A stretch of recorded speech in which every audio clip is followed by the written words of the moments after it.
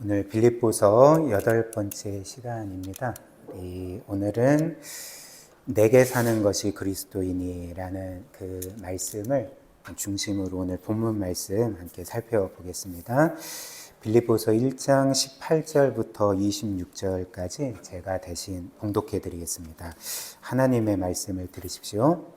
그러면 무엇이냐, 거칠애로 하나 참으로 하나 무슨 방도로 하든지 전파되는 것은 그리스도니 이로써 나는 기뻐하고 또한 기뻐하리라. 이것이 너희의 간구와 예수 그리스도의 성령의 도우심으로 나를 구원에 이르게 할 줄을 아는 고로 나의 간절한 기대와 소망을 따라 아무 일에든지 부끄러워하지 아니하고 지금도 전과 같이 온전히 담대하여 살든지 죽든지 내 몸에서 그리스도가 존귀하게 되게 하려 하나니 이는 내게 사는 것이 그리스도니 죽는 것도 유익함이라. 그러나 만일 육신으로 사는 이것이 내 일의 열매일진데 무엇을 택해야 하는지 나는 알지 못하노라. 내가 그 둘 사이에 끼었으니 차라리 세상을 떠나서 그리스도와 함께 있는 것이 훨씬 더 좋은 일이라. 그렇게 하고 싶으나 내가 육신으로 있는 것이 너희를 위하여 더 유익하리라. 내가 살 것과 너희 믿음의 진보와 기쁨을 위하여 너희 무리와 함께 거할 이것을 확실히 아노니 내가 다시 너희와 같이 있으므로 그리스도 예수 안에서 너희의 자랑이 나로 말미암아 풍성하게 하려 함이라. 아멘. 우리가 계속 살펴보는 이 빌립보서는 사도 바울의 옥중서신 중 하나입니다. 즉 바울이 로마에 감금되어 있을 때에 교회와 성도들에게 쓴 서신 중에 하나가 이 빌립보서입니다. 그런데 이 빌립보서는 바울의 옥중서신이지만 동시에 이 서신은 기쁨의 서신이라 불립니다. 왜냐하면 여러분들이 빌립보서 전체를 한번 쭉 읽어보시면 바울은 이 서신서 내내 너무나도 기뻐하고 있기 때문에 그렇습니다. 그렇다면 왜 사도 바울은 로마에 감금되어 있음에도 불구하고 그렇게 내내 기뻐할 수가 있었을까? 그 이유는 분명하지 않습니까? 그것은 그가 로마에 감금되어 있을지라도 그것이 그에게 궁극적이고 근원적인 기쁨을 결코 빼앗아 갈 수 없었기 때문에 그렇습니다. 그렇다면 바울의 이 근원적이고 궁극적인 기쁨이 무엇이었습니까? 서신서 전체에 걸쳐서 사도 바울은 이렇게 밝힙니다. 나의 근원적이고 궁극적인 기쁨은 예수 그리스도시다. 이렇게 밝히는 거죠.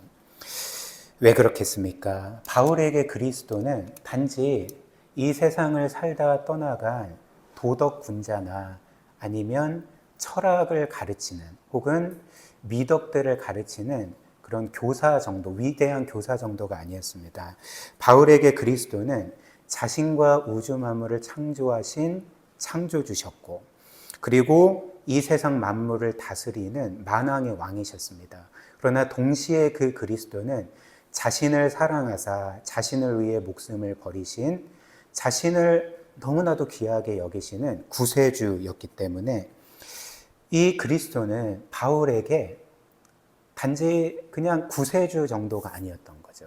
그의 삶의 궁극적인 의미와 목적이었고 자신의 참 생명이었고 기쁨이었고 영광이었습니다. 그리고 바울은 이렇게 그리스도 안에서 자신이 실제로는 어떤 고난을 겪을지라도 자신은 이미 하나님의 자녀요 상속자가 되었고 그리스도 안에서 이미 모든 것을 소유했기 때문에 이 세상 어떤 것도 그 모든 것을 빼앗아 갈 수 없다는 것을 잘 알고 있었습니다. 이런 이유로 로마에 투옥된 상태에서도 사도 바울은 계속 기뻐할 수가 있었던 거죠. 그래서 실제로 예를 들면 우리가 본 말씀이지만 이 사도 바울은 자신이 로마에 갇힌 것 때문에 오히려 당시 로마 황제의 친위대와 또 황제의 그 가문의 사람들, 가족 사람들이 그로 인해서 복음을 듣고 예수 그리스도를 믿어서 다는 아니지만 그 중에 몇몇이 구원받은 것으로 인해서 기뻐할 수가 있었습니다. 즉 그들이 구원받은 것도 기뻤지만 그들이 구원받음으로 인해서 그리스도가 영화롭게 된 것으로 인해서 기뻐했던 거죠. 또한 그 전에 이제 바울을 알고 또 바울처럼 예수 그리스도를 전하던 사람들이 바울이 로마에 갇혔다는 것, 감금되었다는 소식을 듣고 한편으로는 바울에게 도전을 받아서 또 바울을 사랑함으로 더욱더 열심히 그리스도를 전했지만 또 한편으로 어떤 사람들은 평소에 이 바울을 시기 질투했기 때문에 그를 더 괴롭게 하고자 더 열심히 그리스도를 전하게 되었습니다. 그런데 사도 바울은 자신을 향한 사랑과 선의로 그리스도를 열심히 전한 사람들로 인해서 기뻐했을 뿐만 아니라 자신에 대한 악의로 그리스도를 더 열심히 전한 사람들로 인해서도 기뻐할 수가 있었습니다. 왜냐하면 선의로 전하든 악의로 전하든 자신을 향한 사랑으로 전하든 혹은 자신을 괴롭게 하기 위해서 그리스도를 더 열심히 전하든 전파되는 분은 예수 그리스도였고 그분으로 인해서 사람들이 구원받게 되었고 그 사람들의 구원을 통해서 그리스도가 그들 가운데 영화롭게 되고 존귀하게 됐기 때문에 나는 이로써 너무나도 기뻐한다라고 밝히는 거죠. 그래서 18절 말씀에 사도 바울이 이렇게 고백을 합니다. 그러면 무엇이냐? 거칠애로 하나 참으로 하나 무슨 방도로 하든지 전파되는 것은 그리스도이니 이로써 나는 기뻐하고 또한 기뻐하리라. 이렇게 말을 했습니다. 즉 바울의 기쁨은 무엇이었습니까? 바울의 기쁨은 그가 잘 되는 것이 아니었습니다. 사역자로서 성공적인 사역을 이루고 또 많은 열매들을 맺어서 그래서 소위 성공한 사역자가 되는 것. 그래서 사람들의 인정과 칭찬을 받는 것. 혹은 그가 아무런 고난 없이 그냥 평탄하고 평안한 삶을 사는 것. 이게 사실 바울이 궁극적으로 바라는 그리고 내 기쁨이다라고 한 기쁨이 아니었습니다. 바울의 기쁨은 그리스도께서 자신과 사람들 가운데 존귀하게 되시는 것. 그분만이 영광을 받으시는 것이었습니다. 왜냐하면 바울의 인생의 궁극적인 목적과 의미와 가치는 자기 자신이 아니었기 때문에 그렇습니다. 예수 그리스도가 그의 인생의 궁극적인 목적이었고 의미였고 가치였고 그의 참 생명이었고 영광이었고 행복이었기 때문에 그는 자신이 어떻게 되든지 상관없이 그리스도로 인해서 기뻐할 수 있었던 것입니다. 그리고 그 기쁨을 결코 빼앗길 수가 없었던 거죠. 왜냐하면 나에게서 그리스도를 빼앗아 갈 수 있는 사람은 아무도 없었기 때문에 심지어 내가 죽더라도 그 죽음이 나에게 그리스도를 빼앗아 갈 수 없었기 때문에 그는 살든지 죽든지 그리스도로 인해서 기뻐할 수 있었던 것입니다. 그래서 사도 바울이 이어서 이렇게 고백을 합니다. 19절부터 21절 한번 보십시오. 이것이 너희의 간구와 예수 그리스도의 성령의 도우심으로 나를 구원에 이르게 할 줄을 아는 거로 나의 간절한 기대와 소망을 따라 아무 일에든지 부끄러워하지 아니하고 지금도 전과 같이 온전히 담대하여 살든지 죽든지 내 몸에서 그리스도가 존귀하게 되게 하려 하나니 이는 내게 사는 것이 즉 나의 생명이 그리스도니 죽는 것도 유익함이라 이렇게 고백을 하고 있습니다.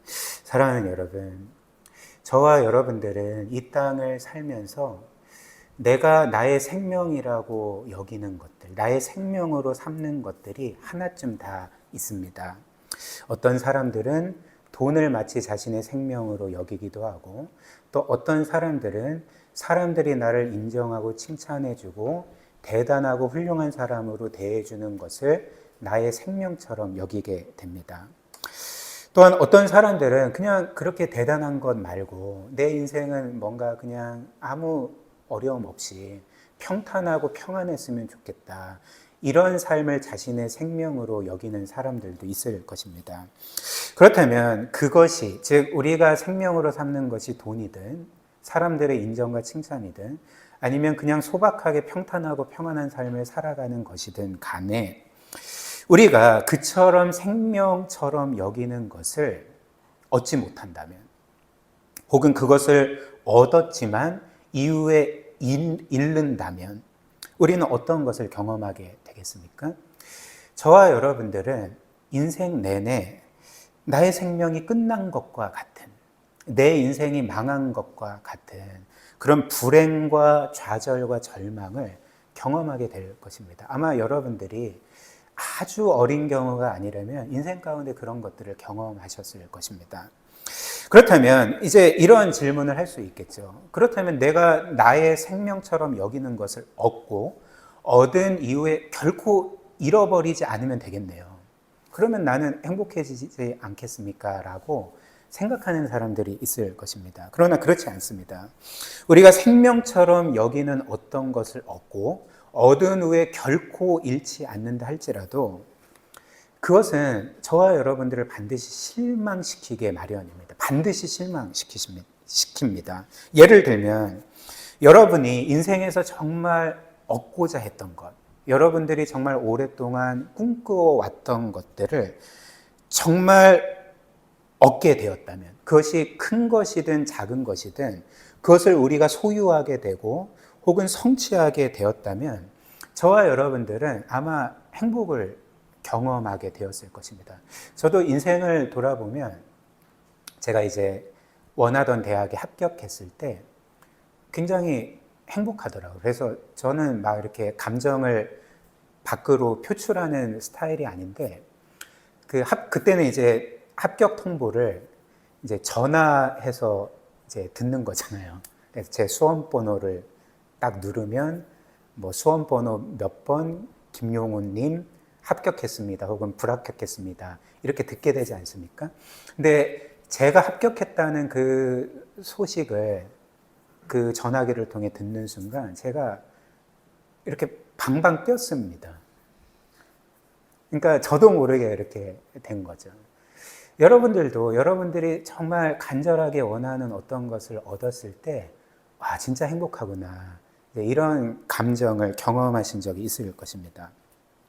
그러나 제가 여러분들에게 드리고 싶은 질문은 이런 것입니다. 그 행복이 지금도 여러분들의 존재를 뒷받침해 주고 있습니까?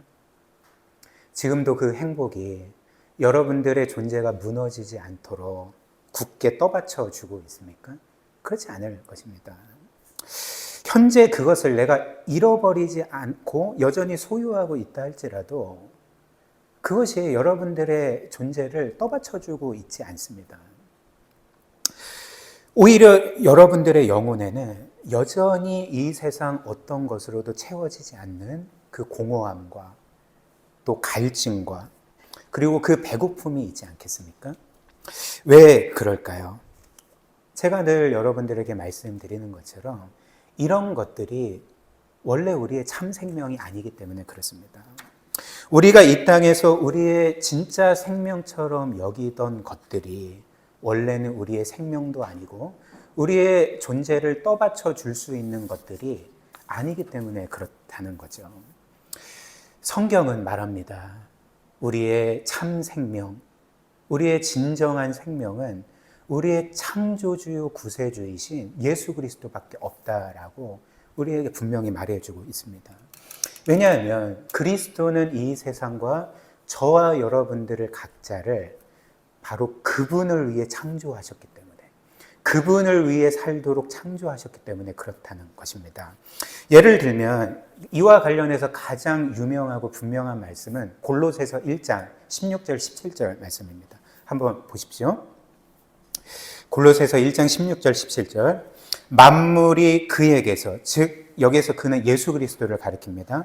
만물이 예수 그리스도에게서 창조되되 하늘과 땅에서 보이는 것들과 보이지 않는 것들과 혹은 왕권들이나 주권들이나 통치자들이나 권세들이나 만물이 다 예수 그리스도로 말미암고 그를 위하여 창조되었고 이렇게 말씀을 합니다. 그리고 17절에 이어서 그렇기 때문에 또한 그가 예수 그리스도가 만물보다 먼저 계시고 만물이 그 그리스도 안에 함께 섰느니라 이렇게 말을 합니다. 만물이 그리스도에게서 창조되었고 그분 안에서 함께 섰다는 말은 그분 안에서 생명을 얻고 존재하게 된다는 것을 의미하는 말씀입니다. 바꿔 말하면 무슨 말이겠습니까? 그리스도께서 이 세상 모든 것의 진정한 생명이시자 저와 여러분들의 진정한 생명이시라는 것입니다. 그렇기 때문에 이 세상에서 저와 여러분들이 바라는 모든 것을 얻는다 할지라도 그리스도가 없으면 여러분들의 삶은 무너지게 되어 있습니다. 반드시 무너지게 되어 있습니다.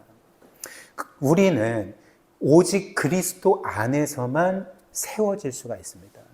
우리의 삶은 오직 예수 그리스도 안에 있을 때에만 올바르게 세워집니다. 이것이 성경의 분명한 가르침입니다. 또한 요한복음 1장 말씀을 한번 보십시오. 요한복음 1장 1절부터 4절까지 태초에 말씀이 계시니라. 이 말씀은 이제 예수 그리스도를 가리키죠. 이 말씀이 하나님과 함께 계셨으니 이 말씀은 곧 하나님이시라.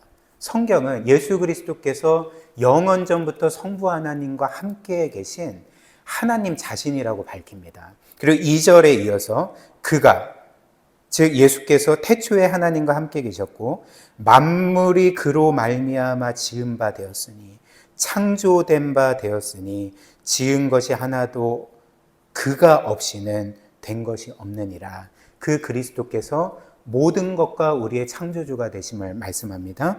그리고 이어서 4절이 뭐라고 말을 하냐면 그 안에, 즉 예수 그리스도 안에 생명이 있었으니 이 생명은 사람들의 빛이라, 이렇게 말씀을 하는 거죠. 그래서 정리하자면 그리스도는 하나님이시고 우리의 창조주이실 뿐만 아니라 그분 안에 생명이 있다고 말을 합니다. 생명이 있다고 말을 합니다. 근데 이 4절의 생명이라는 말은 이제 헬라어로 보면 조에라는 단어인데 사실 성경에는 생명을 의미하는 단어가 두 가지가 있습니다. 대표적으로. 그래서 생물학적인 생명을 의미하는 비오스라는 단어와 또 생물학적인 생명이 아닌 질적인 생명, 즉 참되고 행복한 생명, 영원한 생명을 의미하는 조에라는 단어가 있습니다. 근데 여기에서 그 안에 생명이 있었으니라고 할 때 그 생명은 이제 생물학적인 생명을 의미하는 비오스가 아니라 질적인 생명, 참되고 행복한 생명, 영원한 생명을 의미하는 조에가 사용된 거죠. 예를 들면 저와 여러분들이 잘 아는 이런 말이 있지 않습니까? 살아도 사는 게 아니야 라는 말 다 아시지 않습니까? 살아도 사는 게 아니야. 사실 이거는 좀 모순된 말이죠. 살아 있는데 사는 게 아니라는 말은 사실 모순어법 아닙니까? 그러나 그게 이런 의미가 아니겠죠. 살아도 사는 게 아니라는 말은 앞에 산다는 것은 이제 생물학적으로 살아있다는 것을 의미하지만 뒤에 살아도 사는 게 아니야 라고 할 때 그 사는 것은 생물학적인 생명을 의미하는 게 아니라 질적인 생명, 즉 내가 정말 바라는 참되고 행복한 생명, 행복한 인생, 이것을 의미하는 거죠. 그래서 저와 여러분들의 인생 가운데 이렇게 생물학적으로 살아있지만 정말 이게 사는 게 아니네 라는 것들을 경험할 때가 있습니다.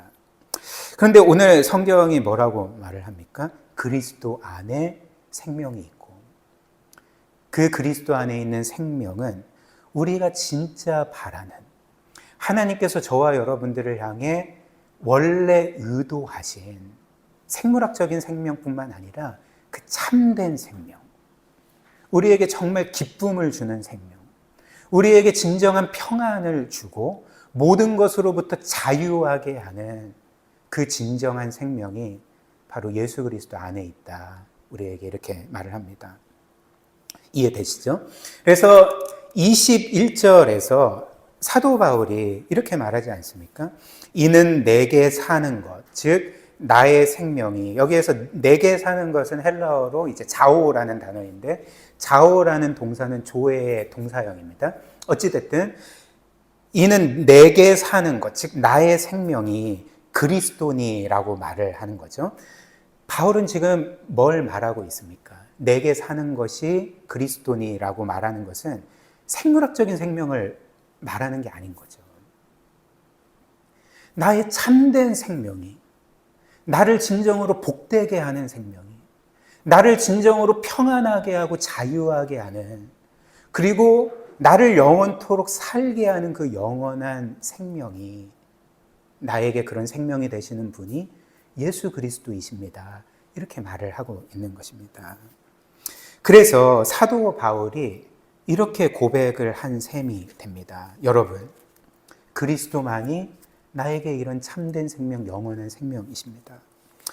따라서 내게 모든 것이 있을지라도 이 그리스도가 없다면 나는 살아도 사는 게 아닙니다.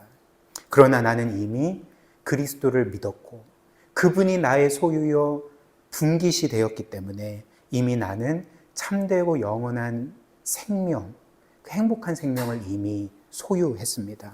그렇기 때문에 나는 그리스도를 위해서라면 죽어도 크게 문제가 되지 않습니다. 오히려 죽는 것이 유익합니다. 왜냐하면 내가 지금 죽어서 이 세상을 떠나게 되면 곧바로 나의 참 생명이신 그리스도의 품에 안길 수가 있기 때문에 그렇습니다. 이렇게 고백을 하는 셈입니다. 사랑하는 여러분, 그렇다면 저와 여러분들도 이런 생명을 누려야 하지 않겠습니까? 그렇다면 우리도 바울처럼 모든 상황을 초월하여 기뻐할 수 있고 평안해할 수 있고 우리를 얽매는 것들이 해결되지 않는다 할지라도 그 모든 것으로부터 자유한 삶을 살아갈 수 있는, 우리가 인생에서 겪는 이 모든 어려움과 또 환난을 견딜 수 있고 이길 수 있는 힘은 어디에서 오겠습니까? 이런 확실한 소망, 즉 어떤 소망도 어떤 빛도 보이지 않는 상황에서도 우리에게 확실한 소망, 영원한 소망이 있음을 믿으면서 그 모든 것을 넉넉하게 이길 수 있는 힘은 어디에서 오겠습니까? 오늘 사도 바울의 고백처럼 예수 그리스도가 우리의 참 생명이심을 굳게 믿는 것으로부터 오는 것입니다. 그리고 그리스도께서 우리를 사랑하사 우리를 위하여 죽으신 분이시라는 것. 그래서 우리를 이미 영원히 구원하신 분이라는 것. 우리가 이 땅에서 여전히 고난을 당하고 환난을 겪고 아픔을 겪고 슬픔을 겪는다 할지라도 우리는 이미 그리스도로 인해서 영원히 구원받게 되었고 그 주께서 우리를 영원토록 사랑하시는 분이라는 것을 믿는 것으로부터 저와 여러분들은 모든 상황을 초월하여서 기뻐할 수 있는 힘을 얻게 되는 것입니다. 그러나 이렇게 그리스도께서 우리의 참 생명이심을 굳게 믿는 것만으로는 부족합니다. 한 가지를 더 해야 됩니다. 어떤 것이냐면 지금 여러분들의 삶 가운데 여러분들이 생명처럼 삼고 있는 것을 향해서 우리는 끊임없이 이렇게 말을 해야 됩니다. 너는 나에게 좋은 것이긴 하지만 나의 생명은 아니다. 너는 나를 유익하게 하는 것이긴 하지만 너는 나의 생명이 아니다. 그리스도만이 나의 생명이다 라고 계속 선포하셔야 됩니다. 계속 선포하셔야 됩니다. 사실 이것이 어떤 면에서 바울이 평생 한 일이지 않습니까? 바울이 뭐라고 합니까? 내게 사는 것이 그리스도이니 죽는 것도 유익함이라 이렇게 고백하고 있는 거죠. 나의 생명이 그리스도이니 죽는 것도 유익함이라 고백을 하고 있습니다. 이것이 저와 여러분들의 고백이 되기를 주님의 이름으로 축복합니다.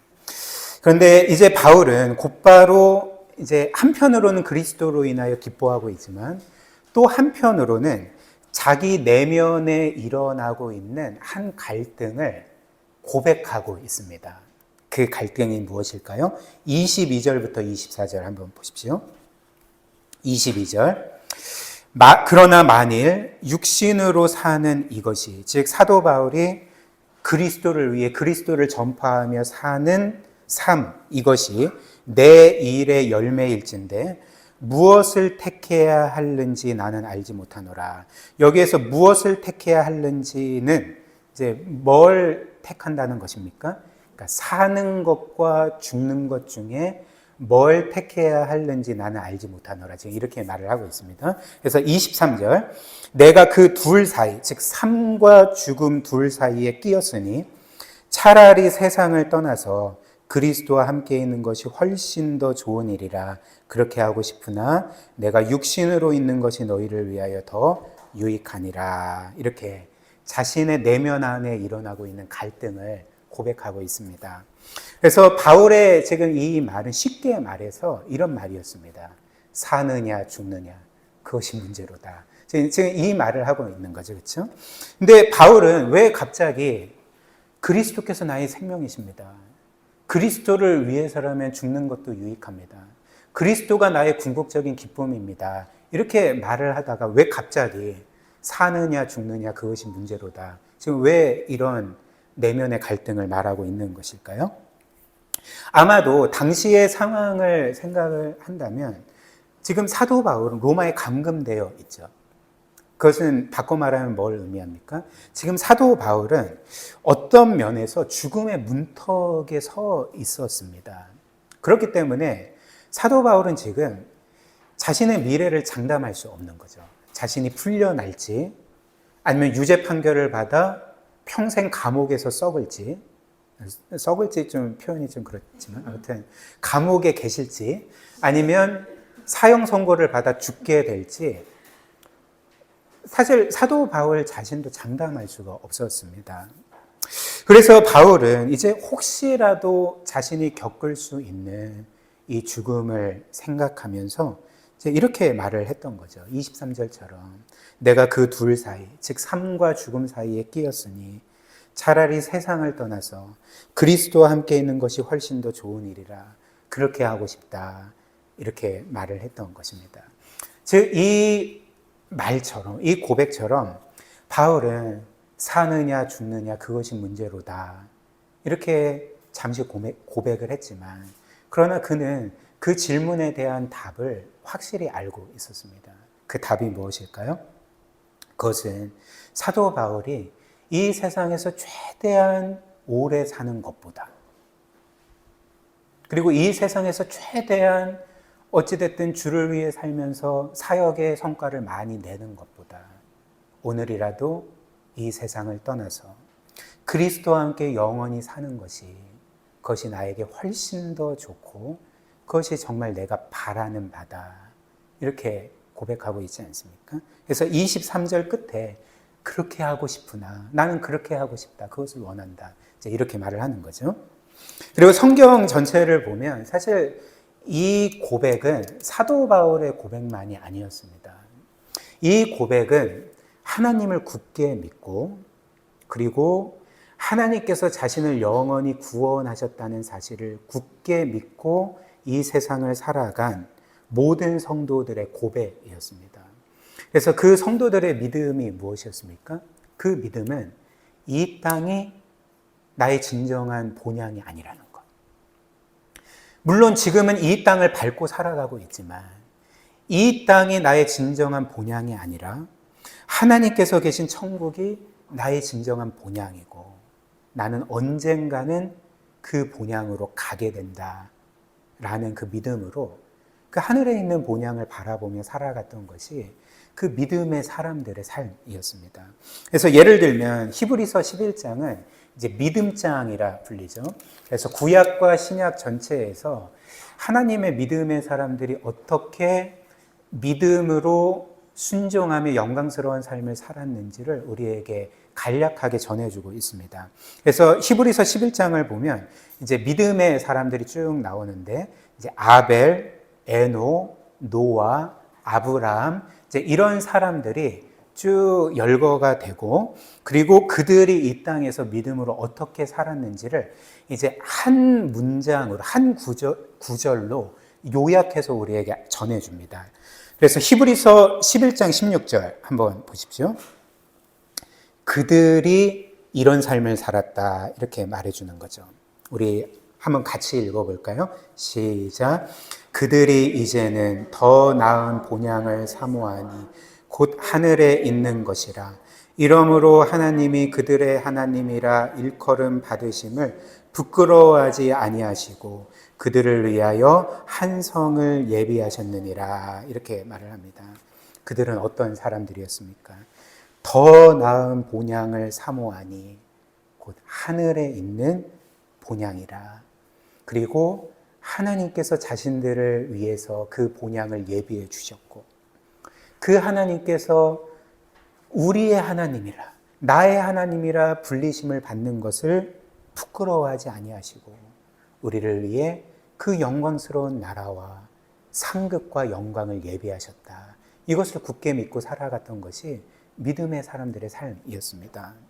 그렇다면 이 말씀에 비추어서 저와 여러분들이 우리의 믿음이 성장하고 있고 우리 모두가 영적으로 성장하고 있다는 것을 보여주는 확실한 증거가 무엇이겠습니까? 저와 여러분들의 믿음의 성장을 보여주는 가장 확실한 증거 중에 하나는 우리도 바울처럼 이런 똑같은 고백을 할 수 있는 것입니다.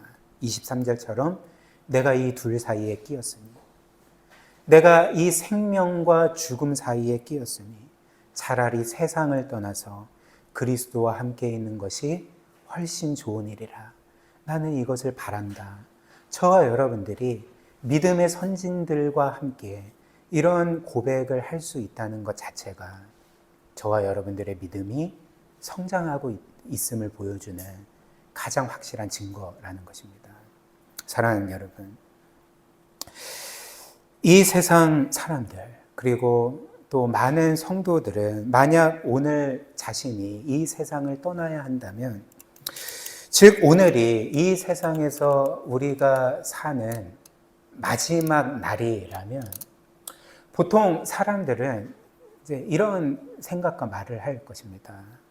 나는 살면서 이것도 못 해보고 저것도 못 해봤는데, 특별히 이제 미혼인 청년들은 나는 결혼도 못 해봤는데 이렇게 죽기는 억울하다. 이런 생각을 하지 않겠습니까? 또한 사람들은 자신보다 먼저 이 세상을 떠난 사람들, 자신의 가족이든 혹은 자신의 친구든지 간에 자신보다 이 세상을 먼저 떠난 사람들을 향해서 보통 이렇게 말하지 않습니까? 아이고, 이렇게 좋은 세상 조금 더 누리다가 가지. 왜 이렇게 빨리 가요? 이렇게 고생만 하다가 가네. 라고 어떤 면에서 그 사람들을 이제 불쌍해 하면서 안타까워 하면서 이제 그런 말을 하기 마련입니다. 그러나 그렇지 않습니다. 물론 그리스도 밖에 있는 사람들에게 그 말이 해당되는 것은 사실입니다. 그러나 저와 여러분들이 이미 예수 그리스도를 믿고 구원받은 하나님의 자녀들이라면 저와 여러분들이 사실 오늘이라도 이 세상을 떠나는 것은 불행한 일이 아닙니다. 불행한 일이 아닙니다. 제가 그냥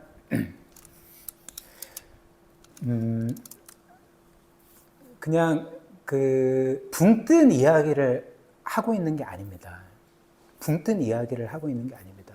진짜 저와 여러분들이 그리스도 안에 있는 자들이라면 오늘이라도 이 세상을 떠나는 것이 훨씬 더 좋은 일입니다. 불행한 일이 아닙니다. 왜 그럴까요? 그 순간, 그 날이 우리에게는 드디어 고통 많고 아픔 많고 슬픔 많은 이 세상을 떠나서 우리의 진정한 본향으로 돌아가는 날이기 때문에, 그리고 우리를 영원 전부터 사랑하신, 그리고 영원토록 사랑하실 그 아버지 품에 안기는 날이기 때문에, 그리고 하나님께서 우리를 위해 예비하신 그 영원한 나라와 영광을 드디어 실제로 누리는 날이기 때문에 우리는 지금이라도 이 세상을 떠나는 것이 결코 불행한 일이 아닙니다. 물론 우리 은성이는 최근에 좋은 회사 취직하고 지금 2주밖에 안 됐는데, 하나님 나 지금 못 떠나요.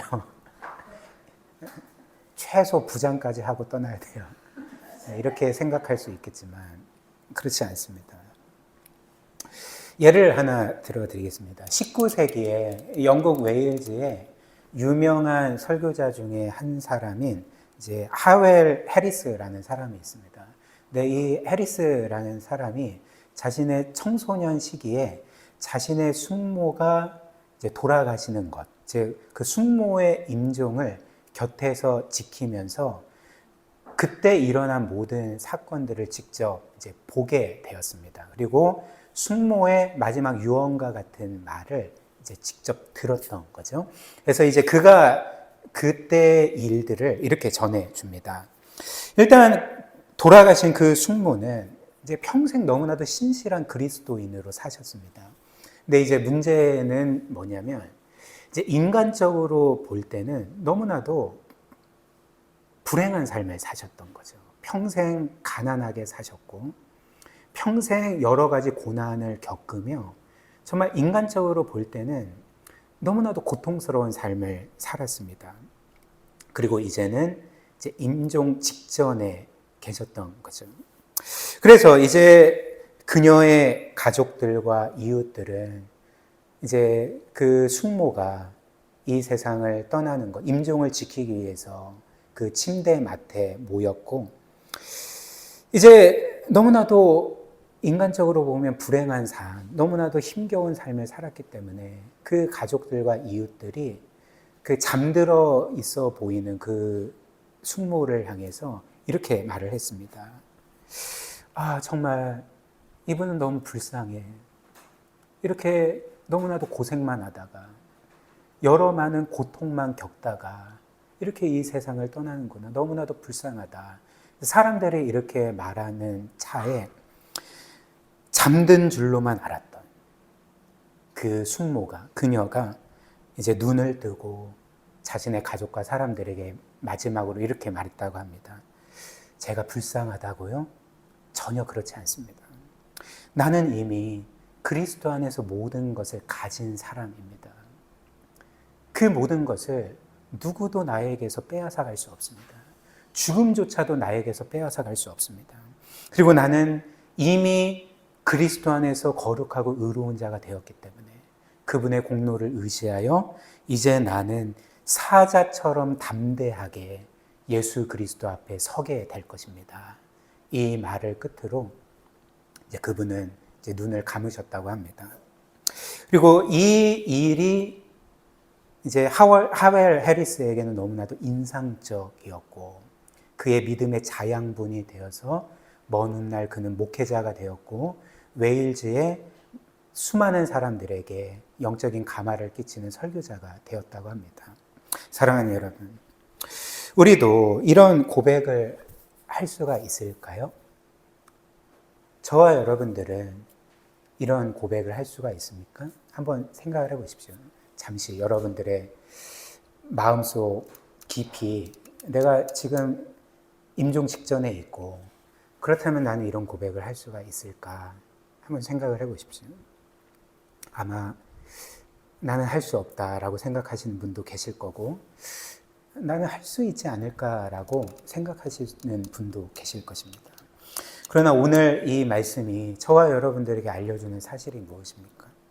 우리가 예수 그리스도를 굳게 믿고 있고 우리가 그분 안에 있다는 것, 그래서 우리는 그분 안에서 절대적으로 안전하다는 것을 우리가 믿고 있다면, 그리고 그분 안에서 하나님의 영원한 나라와 영광과 그 사랑이 우리의 것임을 굳게 믿고 있다면 성경은 너희도 이런 고백을 할 수 있다라고 말해주고 있는 것입니다. 즉 우리는 이 믿음으로 죽음이라는 가장 무서운 적 앞에서도 떨지 않을 수 있고 오히려 담대하게 그 죽음을 맞이할 수 있고 그 죽음을 통과하여서 하웰 해리스 숙모의 고백처럼 우리는 사자처럼 담대하게 그리스도 앞에 설 수 있을 것입니다. 저는 과거에 임종을 앞두고 있던 적지 않은 성도들을 신방한 경험이 있습니다. 물론 감사하게도 우리 교회에는 그런 성도들이 없어서 감사하긴 하지만 저는 그런 임종을 앞둔 성도들을 신방을 하면서 오늘 우리가 지금 살펴보고 있는 말씀, 그리고 방금 제가 여러분들에게 도전해 드렸던 이 말씀, 우리는 죽음 앞에서도 담대할 수 있고, 그리고 평안함으로 그 죽음을 통과하여 천국에 들어갈 수 있다는 것을 실제로 경험을 많이 했습니다. 그래서 저는 이 모든 것이 정말 사실임을 여러분들에게 확실하게 말씀드릴 수 있습니다. 제가 만난 그분들은 오히려 임종을 앞두고도 천국을 확신하며 슬퍼하던 가족들을 위로하셨습니다. 걱정하지 마라. 두려워하지 마라. 염려하지 마라. 나는 천국에 갈 거고, 그리고 얼마 후에면 천국에서 나를 다시금 만날 수 있을 거다. 그러니 걱정하지 말고 슬퍼하지 말고 울지 말라라는 성도들을 적지 않게 보았습니다. 그리고 심지어 어떤 성도님, 한 장로님은 이제 그 일 이후에 이제 며칠 후에 돌아가셨는데, 제가 그 전에 이제 마지막으로 신방을 했을 때 저한테 이런 말씀을 하셨습니다. 지난 밤에 내가 오늘 딱 눈을 뜨면 천국에 있을 줄 알았는데 여전히 내가 오늘도 살아있는 것에 대해서 참 마음이 많이 낙심된다. 하나님 왜 나를 속히 천국에 이끌어 가시지 않는지 모르겠다. 진짜 불평하던 그 장로님의 고백을 인상적으로 들었었습니다.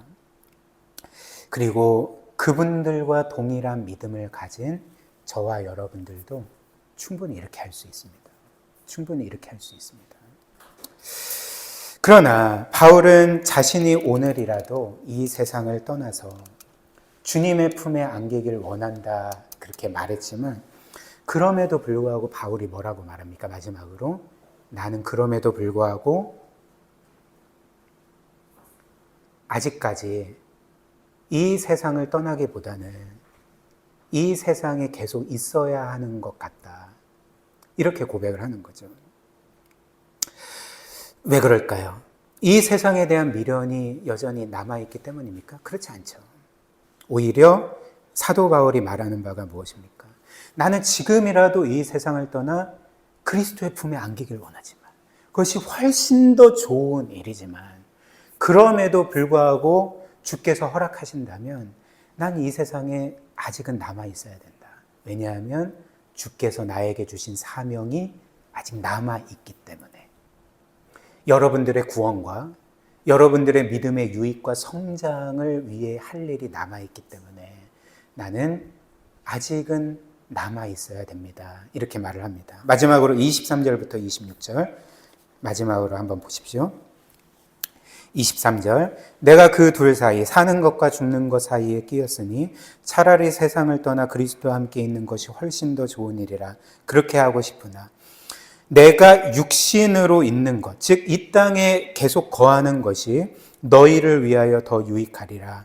내가 살 것과 너희 믿음의 진보와 기쁨을 위하여. 이것이 주께서 그에게 주신 남은 사명이었던 거죠. 너희의 믿음의 진보와 기쁨을 위하여 너희 무리와 함께 거할 이것을 확실히 아노니 내가 다시 너희와 같이 있으므로 그리스도 예수 안에서 너희의 자랑이 나로 말미암아 풍성하게 하려 함이라. 이렇게 말을 합니다. 사랑하는 여러분,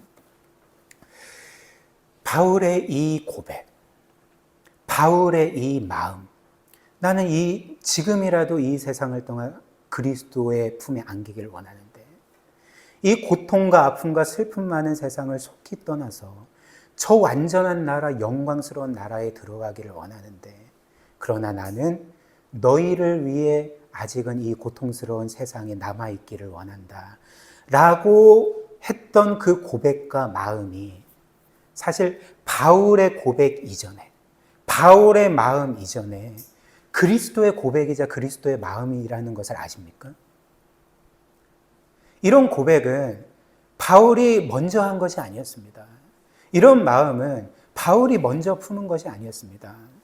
이 마음은 사실 주님께서 우리를 위해 사람이 되어 이 세상에 오시기 전에, 즉 그분이 영원토록 성부 하나님, 자신을 너무나도 사랑하시는 그 아버지와 영원토록 거하시던 그 본향을 떠나시기 전에, 이 세상에 오시기 전에 품은 마음이라는 것을 아십니까? 말씀드린 것처럼 주님은 사실 어떤 면에서 사람이 되어 이 세상에 오실 때에 그분은 큰 희생을 하셔야 됐습니다. 즉 그분은 어떤 면에서 영원토록 그분이 기쁨 가운데 거하시던 그분의 본향을 떠나셔야 했습니다. 그분의 아버지 품에서 떠나셔야 했습니다. 이것은 바꿔 말하면 그분이 영원토록 당연히 누리셔야 되는 모든 행복과 영광과 지위를 뒤로 하셔야 됐다는 것, 버리셔야 됐다는 것을 의미하는 거죠. 그렇다면 주님께서 우리를 위해 이렇게 하셔야 될 의무가 있으십니까?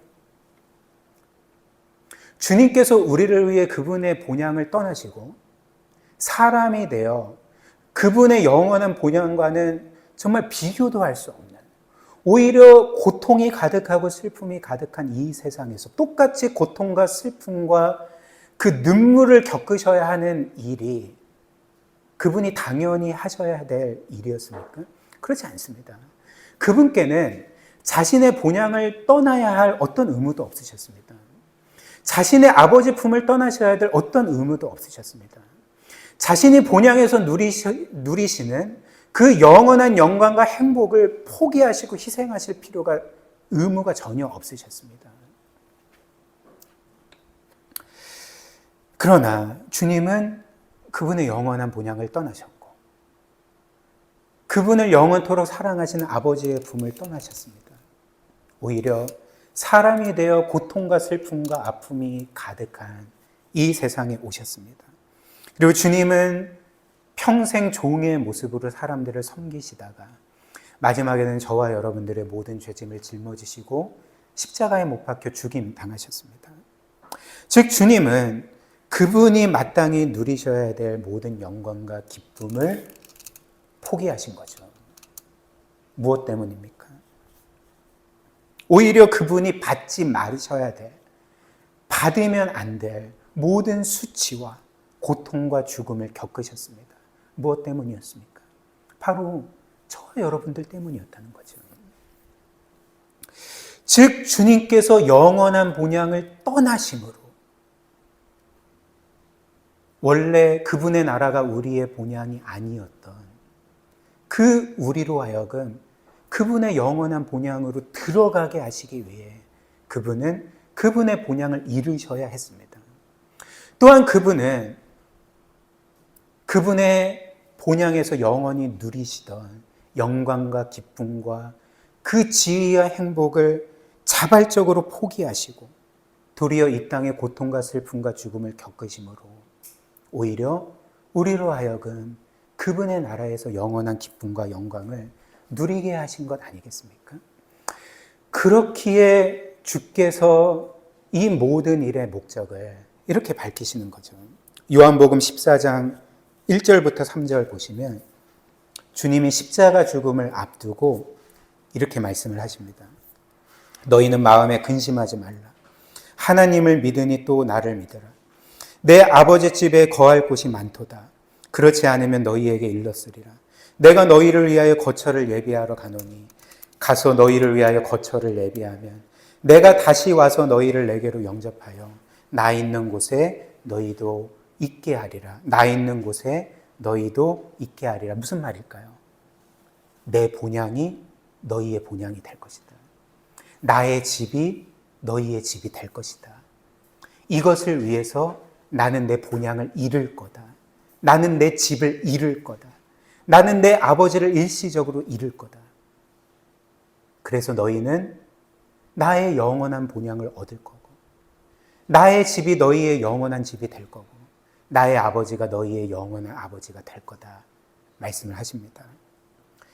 요한복음 17장 24절도 마찬가지죠. 아버지여 내게 주신 자도 나 있는 곳에 나와 함께 있어 아버지께서 창세 전부터 나를 사랑하심으로 내게 주신 나의 영광을 그들로 보게 하시기를 원하옵나이다. 나 있는 곳에 그들도 함께 있어 내게 주신 영광을 그들로 보게 하기를 원합니다. 이를 위해 주님은 저와 여러분들을 위해 죽으신 것입니다.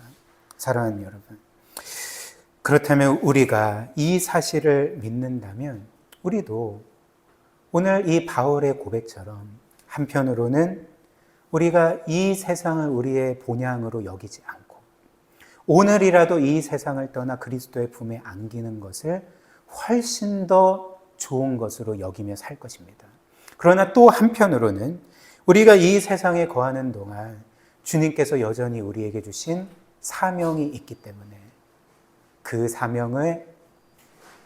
사명에 신실하게 살고 그 사명을 완수하고자 우리는 그렇게 하나님의 뜻대로 충성스럽게 살아갈 것입니다.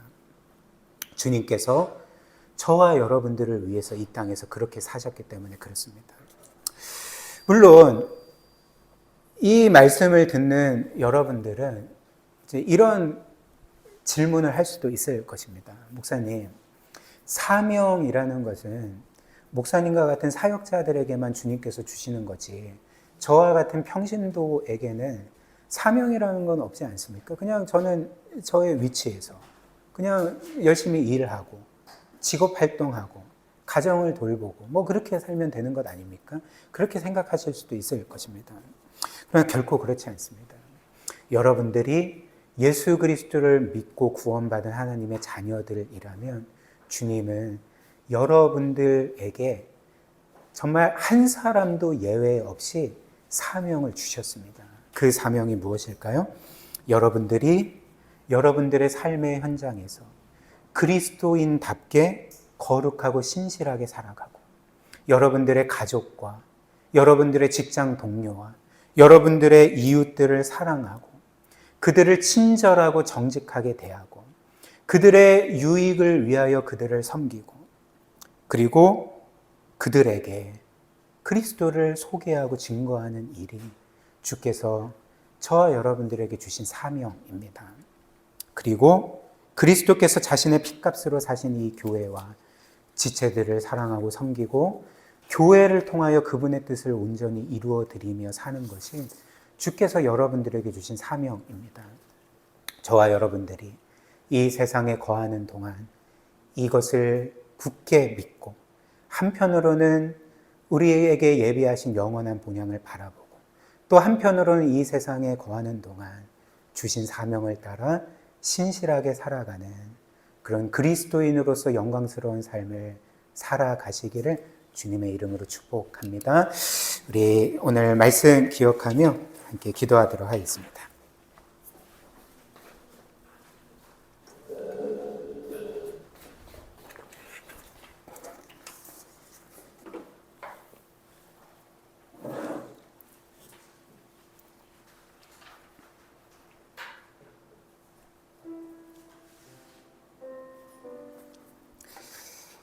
오늘 우리에게 주신 말씀 여러분들 각자가 어떻게 들으셨는지는 모르겠습니다.